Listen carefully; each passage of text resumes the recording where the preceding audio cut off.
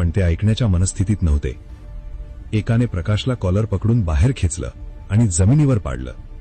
दुसऱ्याने मेघाच्या गळ्यातील मंगळसूत्र ओढायला सुरुवात केली. प्रकाश हतबल झाला होता. डोळ्यासमोर मृत्यू दिसत होता. त्याच्याकडे प्रतिकार करायला काहीच नव्हतं.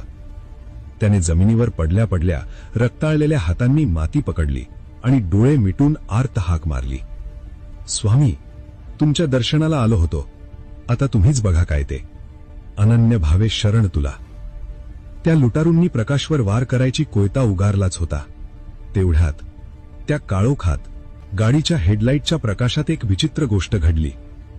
जो लुटारू प्रकाशवर वार करणार होता त्याचा हात हवेतच थिजला. त्याचे डोळे फाटले. तो प्रकाशच्या मागे बघत होता. त्याच्या तोंडातून शब्द फुटत नव्हते.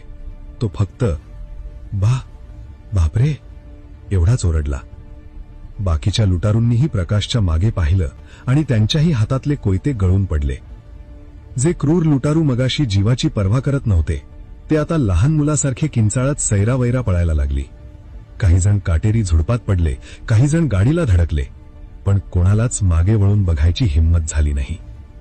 अवघ्या 10 सेकंदात सगळे लुटारू गायब झाले. प्रकाशला काहीच कळलं नाही. त्याने घाईघाईने गाडीत बसून गाडी सुस्साट पळवली आणि थेट अक्कलकोट पोलीस स्टेशन गाठलं. पोलिसांनी प्रकाशची तक्रार नोंदवून घेतली आणि लगेच त्या स्पॉटवर टीम पाठवली. दुसऱ्या दिवशी सकाळी पोलिसांचा प्रकाशला फोन आला. साहेब, तुम्ही नशीबवान आहात.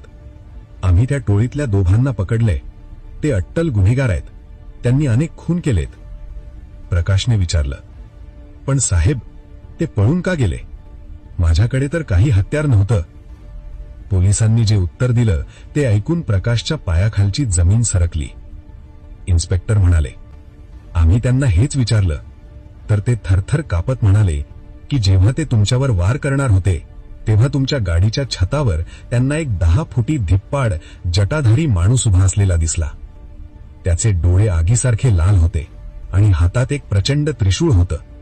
त्याने फक्त एकदा हुंकार भरली तर त्या लुटारूंचे कान बधीर झाले. त्यांना वाटलं तो राक्षस त्यांना खाऊन टाकेल, म्हणून ते जीव वाचवून पळाले. प्रकाशला आठवलं त्या क्षणी तिथे कोणीच नव्हतं, पण तरीही तिथे कोणीतरी होतं.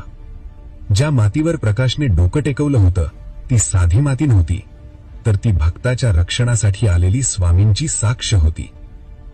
तुम्ही एकटे आहात असं तुम्हाला वाटतं तेव्हा तुमची सर्वात मोठी चूक असते, कारण स्वामींची सावली नेहमीच तुमच्या डोक्यावर असते. फक्त ती संकटाच्या वेळीच दृष्टीस पडते.